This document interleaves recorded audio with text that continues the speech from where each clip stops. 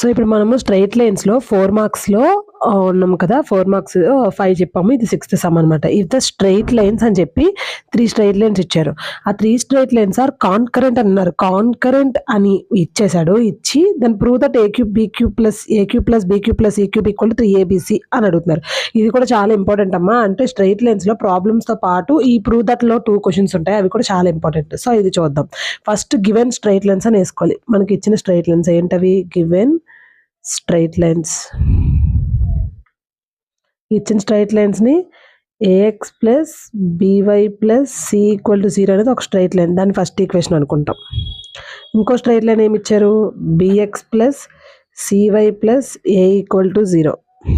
అది second straight line. ఈ 2 straight లైన్స్‌ని మనం సాల్వ్ చేయాలి. 1 అనే ప్రొసీజర్‌లో సాల్వ్ చేస్తాం కదా! అలా సాల్వ్ చేసి ఆ వచ్చిన పాయింట్‌ని థర్డ్ స్ట్రెయిట్ లైన్‌లో గనుక సబ్స్టిట్యూట్ చేస్తే మనకి ఈ ప్రూవ్ దట్ అనేది వచ్చేస్తదనమాట. మనం కాన్కరెంట్ అంటే అంతే కదా చేసాము. 3 స్ట్రెయిట్ లైన్స్ ఇస్తే 2 స్ట్రెయిట్ లైన్స్‌ని సాల్వ్ చేసి ఆ వచ్చిన పాయింట్‌ని థర్డ్ స్ట్రెయిట్ లైన్‌లోని సబ్స్టిట్యూట్ చేస్తే 0 వచ్చేసింది కదా! కాన్కరెంట్ చేసేటప్పుడు. ఇప్పుడేంటి వాడే కాన్కరెంట్ అని ఇచ్చేసాడు. మనం జస్ట్ ఇది తీసుకొని రావాలి, ప్రూవ్ చేయాలి అంతే. అంటే ఇప్పుడు గివెన్ 2 స్ట్రెయిట్ లైన్స్‌ని ఎక్స్, వై, 1 అనే ప్రొసీజర్ యూజ్ చేసి సాల్వ్ చేయాలి. అంటే మనం ఎలిమినేషన్ ప్రాసెస్, సబ్స్టిట్యూషన్ ప్రాసెస్ చేస్తాం కదా! అలాంటి ప్రాసెస్ ఇదొకటనమాట.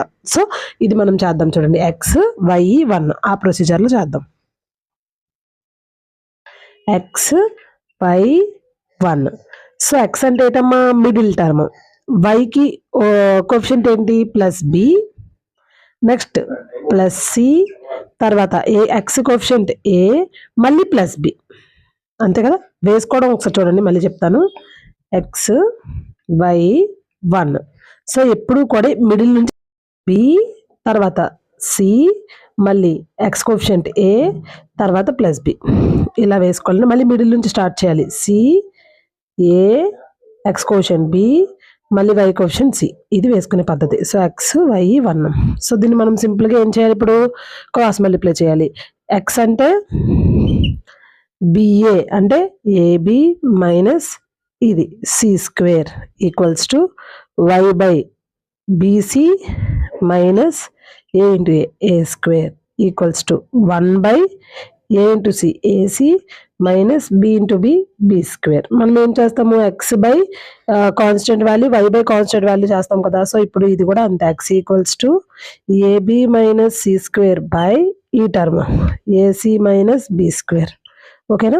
వై ఈక్వల్స్ టు అంటే ఇప్పుడు దీని బై ఇచ్చేసాం కదా! ఇప్పుడు దీని బై ఇది కూడా చేయాలి. BC minus A square by AC minus B square. మనకి ఎక్స్, వై వాల్యూస్ వచ్చాయి. ఈ ఎక్స్, వై వాల్యూస్ని తీసుకెళ్ళి థర్డ్ ఈక్వేషన్లో సబ్స్టిట్యూట్ చేస్తాం.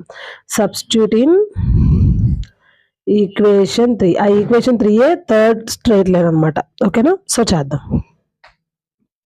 అనేది పాయింట్ ఆఫ్ ఇంటర్సెక్షన్ అనమాట. సో ఇది పాయింట్ ఆఫ్ ఇంటర్సెక్షన్ కాబట్టి ఈ పాయింట్ ఆఫ్ ఇంటర్సెక్షన్ తీసుకెళ్ళి ఈక్వేషన్ 3 అంటే ఈ ఈక్వేషన్ అనమాట. 1, 2 సాల్వ్ చేసాం కదా! సో 3లో పెట్టాలి. లేదు 1, 3 సాల్వ్ చేస్తే ఏమైనా 2 లైన్స్ సాల్వ్ చేసి ఆ వచ్చిన పాయింట్‌ని థర్డ్ లైన్‌లో పెట్టాలి అంతే. ఓకేనా? సో ఇప్పుడు మనం సాల్వ్ చేయలేనిది c x plus a y equals to a y plus B equals to 0 ఇందులో పెడతాం. ఇది ఎక్స్ అనుకుందాం, ఇది మొత్తాన్ని, దీని మొత్తాన్ని వై అనుకుందాం. ఓకేనా? జస్ట్ సబ్స్టిట్యూట్ చేద్దాం. సి ఇంటూ ఎక్స్ అంటే AB minus C square by CA minus B square. ఓకేనా? ప్లస్ ఏ ఇంటూ వై అంటే BC minus A square by CA minus B square plus B equals to 0. ఓకేనా? So ఇప్పుడు చూడండి, ఇక్కడ కింద CA minus B square ఉంది, CA minus B square ఉంది, ఇక్కడ ఏమి లేదు 1 ఉంది. అంటే ఇప్పుడు ఈ మూడిటికి LCM c a minus B square కదా! So c a minus B square అనేది ఎల్సిఎం తీసుకుందాం. ఫస్ట్ తీసుకుంటే ఈ పైన మల్టిప్లై చేద్దాం. C into a into b అంటే ఏబీసీ కదమ్మా, a b c minus c into c square అంటే సి క్యూబ్ ప్లస్ ఏ ఇంటూ బి ఇంటూ సి అంటే a b c plus into minus A into A square a cube. ఓకేనా? Plus ఇక్కడ c a minus B square వేయలేదు, ఎందుకంటే into CA minus B square చేసినప్పుడు cancel అయిపోతుంది. మరి ఇక్కడ క్యాన్సిల్ అవుతుంది కదా, బి బై 1 కదా! సో దీనికి మాత్రం ఉంటుంది b into CA minus B square ఉంటుంది. B into CA minus B square అనేది యాజ్ యూజువల్గా ఉంటుంది, ఈక్వల్ టు 0. ఓకేనా? అంటే ఇప్పుడు చూడండి, దీనికి చేసేటప్పుడు దీనికి అర్థం ఏంటి?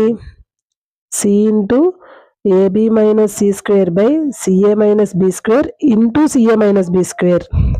ఇక్కడ కూడా into CA minus B square into CA minus B square by CA minus B square కదా. అప్పుడు ఈ రెండు క్యాన్సిల్ అయిపోతాయి. ఇక్కడ కూడా ఆ రెండు క్యాన్సిల్ అయిపోతాయి. మరి బీది క్యాన్సిల్ అవ్వదుగా, అందుకే దాన్ని అలా యాస్టీస్గా వేయాలి. ఓకేనా. A b c minus c cube plus a b c minus a cube.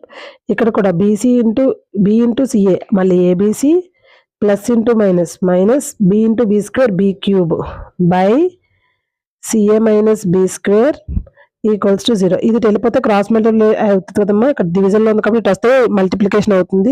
CA minus B square into 0 కూడా 0 అవుతుంది. ఇప్పుడు చూడండి, ఇది ఏబిసి ఇది ఏబిసి ఇది ఏబిసి ఏబిసి ఏబిసి ఏబిసి అంటే 3ABC మైనస్ ఉన్నవి a cube minus b cube minus c cube equals to 0.